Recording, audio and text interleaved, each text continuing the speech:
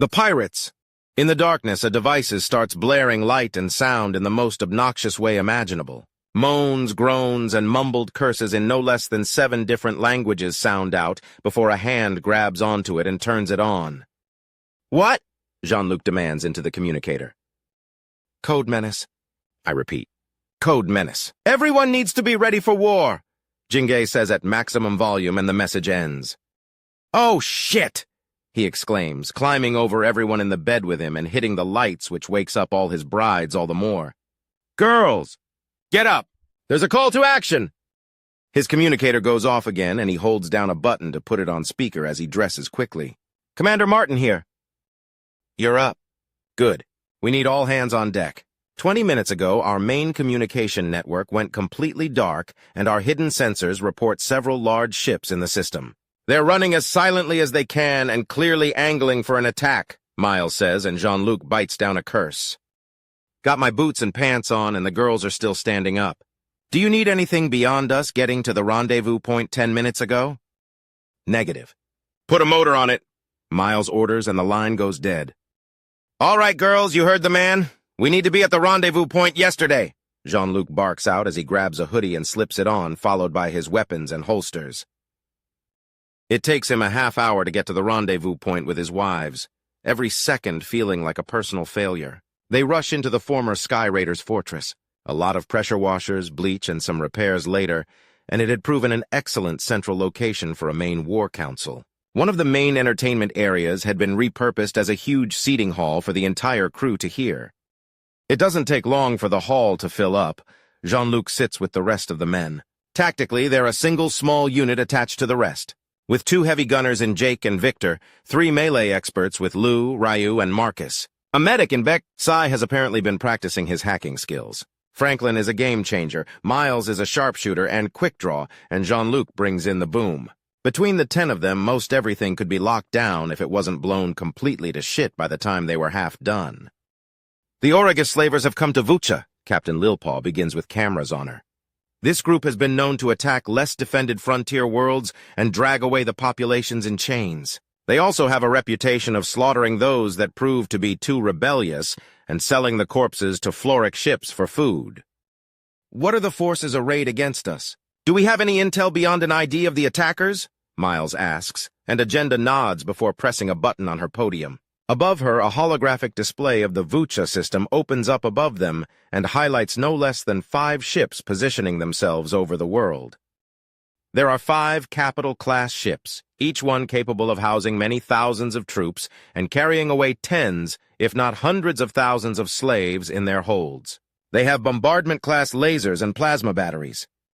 A panel lights up and a window shows up to show the tiny reptilian face of Hugh. What about their point defenses? Do we have any ships that can harry them yet? The defensive strike craft are still in production. This job is going to be for boarding parties and we'll be striking very hard and fast. Baron Smith, just yesterday you were teleporting entire satellites to the rings of Vusa 6. Think you can repeat the performance with mech squads? Easily. The Axiom is still attuned to the spatial manipulation, so teleporting is a lot easier than usual for a while. Franklin responds. All right then. Then the ships are as good as ours. The only question is if we want them intact or in pieces. Some strategic bombs should cripple them at any rate, Agenda says with a grin. Shit! Franklin suddenly shouts, jumping up and looking around. What? Can't you feel it? Someone else is! He begins before turning and suddenly hurling out a beam of pure light that intercepts a figure that's suddenly there and charging him. Adept! He screams as he catches the figure and is forced back into his seat. However, the momentum of the woman is stopped. A bang has her brains painting down the row of seats as Miles wastes no time in drawing his revolver and blowing the woman's life away. Franklin pushes off the corpse, which slumps to the floor, an Arumenta, light blue skin and glowing orange-white hair. She's got easily pounds of Kutha piercings through her face and massive bolts through her nipples, with a chain around her waist as well. Aside from that, the crazy bitch is as naked as she is dead. Thanks. That woman was on intercept to try and fuck with teleporters. I just tipped our hand, Franklin says as he fingers the piercings around her face with a baffled expression. Did you tip our hand or do they think that she tipped theirs? Agenda asks, and Franklin shrugs. Does it matter?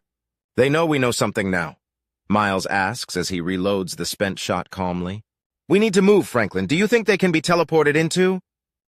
Possibly, but if they can sense the fact I teleported things yesterday, they will definitely sense us coming if we try to send in a squad. The trip becomes a death trap. Then reverse it. Baron Martin, you're an explosives expert. You and Franklin are to show these intruders just how generous we can be on Vusa. I want you to splurge. Agenda orders them before turning back to the rest of the crowd. Looks like we're going old school, girls. These bitches have come and destroyed our communications grid.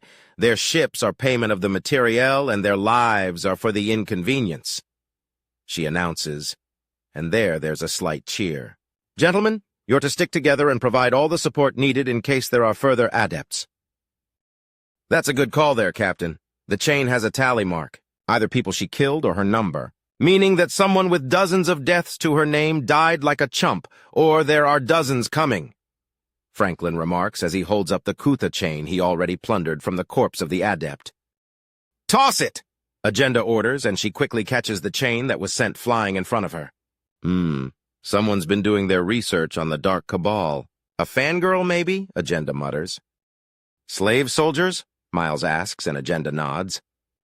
This was one at least. Which means we have an easier job than usual. These lunatics do nothing to engender actual loyalty. We find their leader and end this. Boys, your bombing fun just became higher priority. Then we better get going, Jean-Luc. Do you have the supplies you need here? If we can pinpoint exactly where their boss is, then we can do minimal damage to the ships while massacring the command staff. He answers, and Miles looks thoughtful. You talking chemical? He asks, and Jean-Luc grins. Bit of chemical mixing from the cleaning supplies, and I can make things that even us humans would be fucking terrified of, Jean-Luc says before thinking. They may catch wise to it, though, if they're strong with axiom. He's interrupted by a shattering sound and something blurring that Franklin pounces on before resolving into him strangling what appears to be an earth erementa, with his left hand as his right is doing something complicated and quick to her facial piercings. Then she slumps like a puppet with its strings cut. He then pulls back his right hand and shakes her. As a result, she starts awake and looks around in shock. After a moment, he lets go. Did I break enough for you to go treacherous or no? He asks with a smile. I'm not fighting them. It'll be horrible that I failed, but rebelling is even worse no matter how tough you think you are. She mutters in shock. Are there more like you? Miles asks as a grin stretches over his face and Franklin cracks his neck. Yes, hundreds. We'll find someone brave among their number, Miles remarks before leaning out to the side to ensure that he's looking straight at Agenda. Love, we're going to be sticking to the plan and trying to see if any of these girls have anything useful. With luck, one of them will tell us exactly where to send explosive notes of appreciation. Fuck me, I'm going to have to break out the real toys. I actually got a stash in here just in case. Let's head down a few floors so I can grab the fun stuff. Let's keep things without axiom in them. It'll up the surprise factor. Sure, we going really old school? Dynamite with a clock on it? Jean-Luc asks while snickering. Dude, I would pay to know we're playing with that kind of funny, Jake remarks with a chuckle. We'll prepare to go into debt because I can make it happen. Be on guard. They're targeting our most powerful axiom adept on the night side of the planet. This is too tactical to be a mistake. They have a plan of attack, meaning they have contingencies. Agenda warns them. Ma'am, Franklin says with a salute. We'll be reverse ambushing all of them and leaving them with only the information that their adepts aren't coming back. If we can get a cooperative one out of them, then we'll know exactly where to hit. But if we can't figure out where the head of this snake is, then what do you want us to hit after the main bridge? Engines. I was thinking more the central power cores. It'll knock out the weapons, shields, and the engines. Get moving, U-10. Agenda orders them and they start clearing out of the room. You! Erementa. If you won't help out, then sit down and stay out of the way. We've got an army to kill. I'm starting to think the monster may have run up against more than she can handle. Most likely, Agenda says. Care to talk? No! She'll rip out my hair and head crystals from the inside out! Lovely, Agenda notes wryly before Franklin scoots over and flicks the woman in the forehead. In a rather unusual display of power, all of her kutha piercings then fall out of her face, neatly severed at the important points to prevent them from staying in the flesh. Did you just make the axiom thicker? She demands, and his eyebrows raise. I'm impressed. Most don't notice. They pay attention to the flow, texture, hue, and alignment, but not the freaking density. Which is concerning because when that hits critical mass, it collapses into null, Franklin remarks. What? At what density does axiom collapse into null? She asks in a terrified tone. Operational security won't let me answer. Hope you're not too disappointed, he says mockingly, patting the side of her face. Franklin, no toying with null near Allied forces. Agenda chides him, and an enormous smile blooms over Franklin's face. And I just gave you ideas. Yes, thank you, ma'am. If the only Allied forces that will be hit by the null are immune to its effects, is it allowed then? Yes, she answers, and her expression turns from somewhat concerned to straight-up amused as Franklin whoops. As the men start rushing out of the room, clearly infected with their adept's excited nature, Agenda turns back to the audience. Clearly we need to hurry up, ladies, otherwise the men are going to have all the fun in tearing apart this invasion. Agenda pauses in the speech to turn to the captured and confused Axiom adept. What do you... She's cut off by the sound of scuffle near the men, and she turns to regard them. She's clean! Throw! Franklin says in another Aromenta. Pale blue of skin and with limp white hair goes soaring through the air to land and roll to a stop at the feet of the other captured member, who's now staring in shock. A trail of kutha piercings that fell out of her face bouncing to a stop behind her as the last one or two pieces fall out of place. Good timing. What do you two think? Are we going to have to break out the hidden weapons to completely wipe out the threat to our world? Or are we going to be in nothing more than a fun race with the men on how many ships and commanding officers we can take out like target practice? Agenda asks with a smile that shows her many, many sharp teeth. Speaking of girls, it's time to scramble. Get your armor on. These ships are expecting an easy kill and giving us one in a wonderful case of irony. This is one of those days the galaxy just kisses you on the lips and tells you you've been a good girl. What is going on? The newly freed Ice Aromenta adept demands. Your former owner picked the wrong fight and is going to be made sport of. We've been going insane trying to be peaceful, so yes, it's a race on who can do the most damage the fastest. And we have got to put some speed in girls. The boys have a head start already. Even their men are insane combat monsters. This world isn't a colony experiencing an economic boom, it's a newly formed warrior kingdom. The first captured liberated adept groans into her hands. Close, Agenda agrees as the whole room scrambles. She doesn't even try to contain the chaos. She had tried earlier to be serious and dedicated and calm and all royal and all that garbage.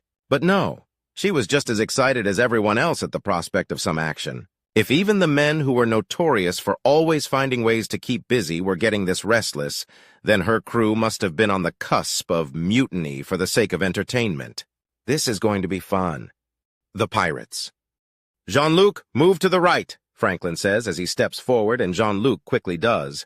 There's a tearing sound in the local axiom, and Franklin slams a fist into the gut of the teleporting adept, and then grabs her face and pushes her to slump up against the wall next to the small armory Jean-Luc set up. She looks more like she's from a fantasy novel rather than part of a space and alien planet's adventure. There's a deep brown to her skin with a mottled look that makes her look like she's carved out of wood, and her green hair is in leaf-shaped clumps. How obvious are these girls to you? Miles asks, and Franklin chuckles. What? It's something out of a cartoon, almost.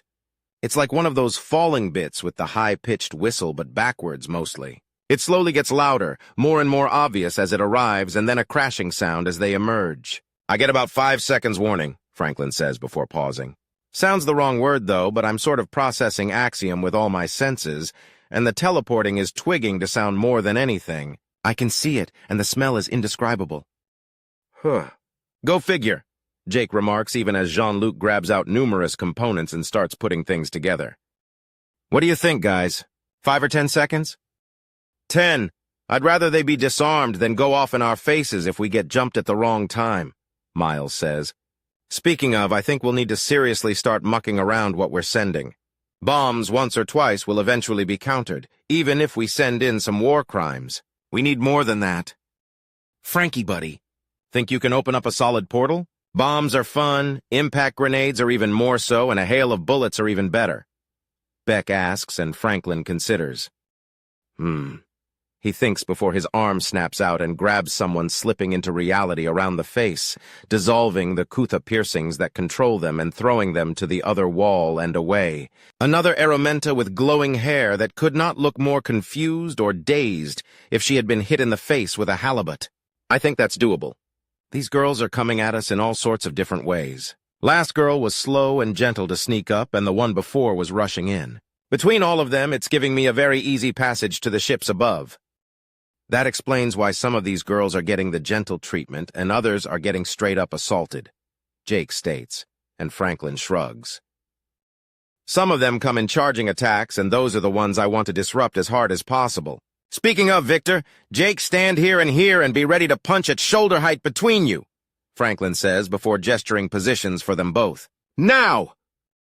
The double sucker punch from the largest men in the squad caused the forming target to actually flip in midair and fall to the floor limp and thoroughly knocked right the fuck out. Another plant, Arumenta, that causes the one still conscious and otherwise cowering against the wall to gasp. Your friend is aggressive as hell, isn't she? Franklin asks, lifting up the Arumenta as her kutha piercings fall out, and he carries her to the wall and rests her against it. What is going on? She demands in shock. Your Dread Master has bitten off so much more than she can chew that we're going to be using her for personal entertainment, Lou remarks with a grin. In fact, there's a competition to who will be causing the most damage to the fleet, and the fact that all of you girls are being drawn to our Axiom Adept, Ryu begins. Hello, Franklin says with a shit-eating grin and a wave. We have a bit of an advantage in enemy takedowns, suffice to say. He finishes with a chuckle. C'est fini! Jean-Luc says, holding up a bundle of red dynamite sticks with a brass clock strapped to it with a bundle of wires over the top. Like something right out of childhood. We just need Yosemite Sam to show up and threaten that dang varmint, Miles says, picking it up with a huge smile. It'll take another teleport to really bring me the last signal and get the proper idea of one of the ships. How does that work? Victor asks, and Franklin exhales as he tries to find words. Basically, in the moment they come through, they're in two places at once and connecting them together.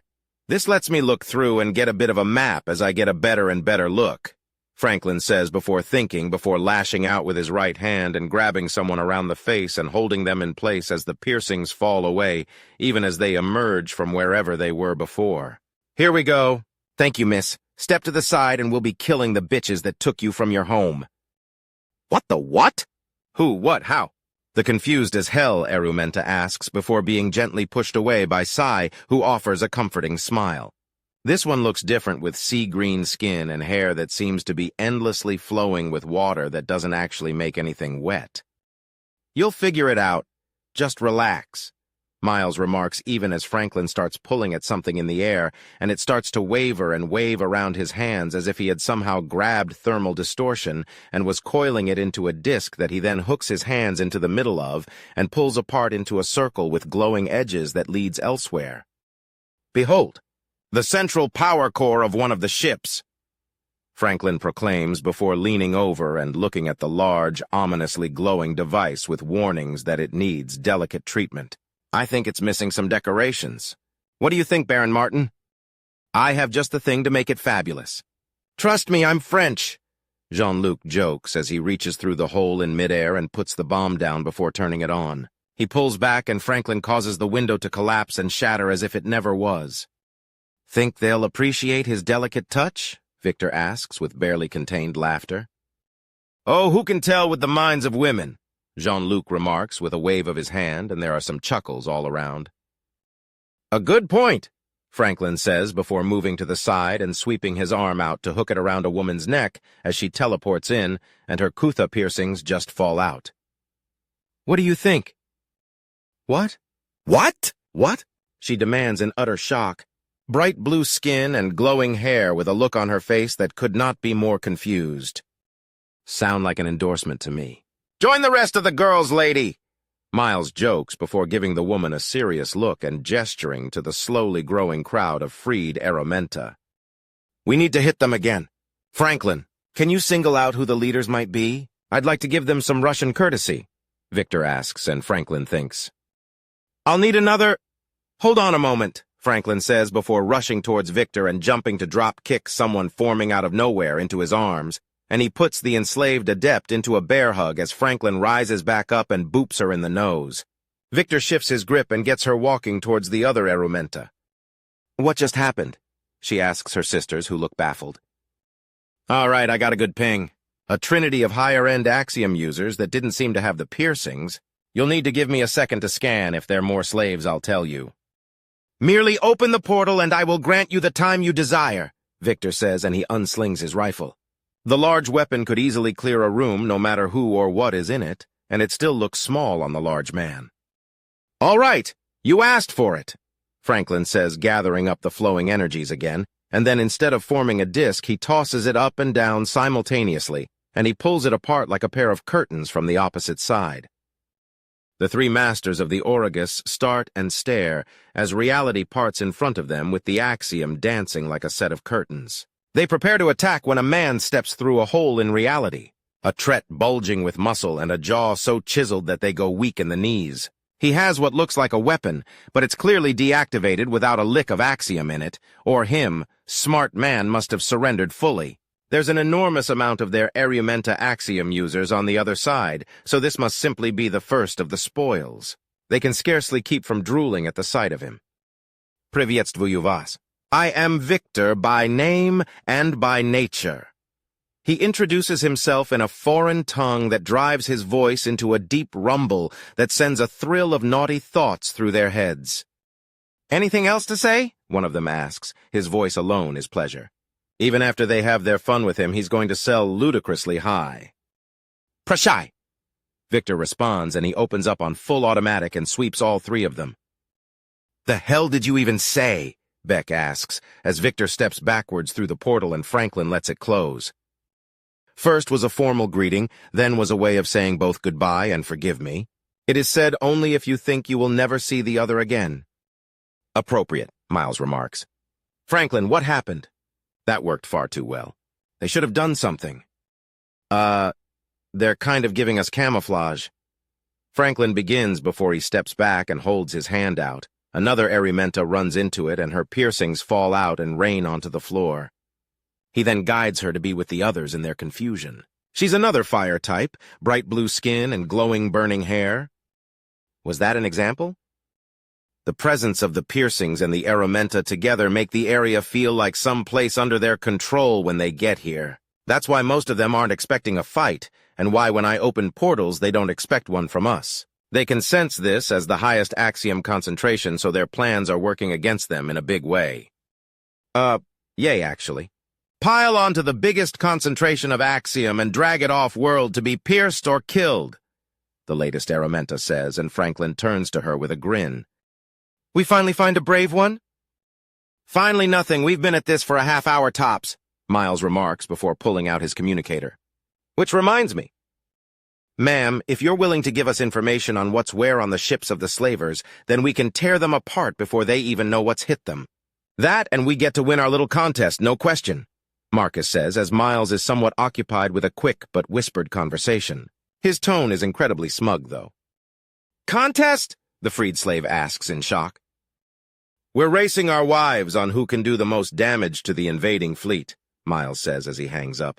And we're currently ahead, but it might not last. One of the 5 ships is on emergency power and is slowly drifting into an unstable orbit. At this rate, it'll crash into the ocean in a week. Ha!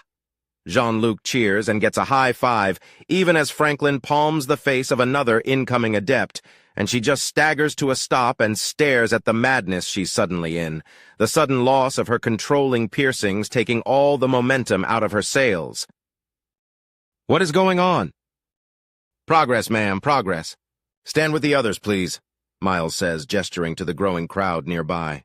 Jean-Luc, we could use your touch again. This time I want you to splurge. All right, give me a minute or two and we'll pop another ship's power core, Jean-Luc remarks. What do you think? Some plastic surgery on the next one? Well, the girls around the galaxy look like they've been worked over by a master of the craft. May as well give the ships the treatment, too. Miles replies as Franklin reaches out and grabs a forming Aromenta by the back of the head and gets her staggering to the others. They must have hit an entire colony of you women. They did. The brave one remarks, and Miles nods. This'll be over soon enough, Franklin assures them. Especially since I got another good look into another ship. Who wants to be our shooter? Hang on a second, Jake says, stripping his shirt off to show off his wife-beater underneath, and ties a bandana around his bicep while putting a cap on backwards. I thought you left the hood behind. Miles rebukes him and he chuckles. You may leave the thug life, but it don't leave you, Jake says with a chuckle as he adjusts his pants to show half a foot of underwear and pulls them out of the boots to complete his transformation from respectable soldier to gangster. I need another pistol.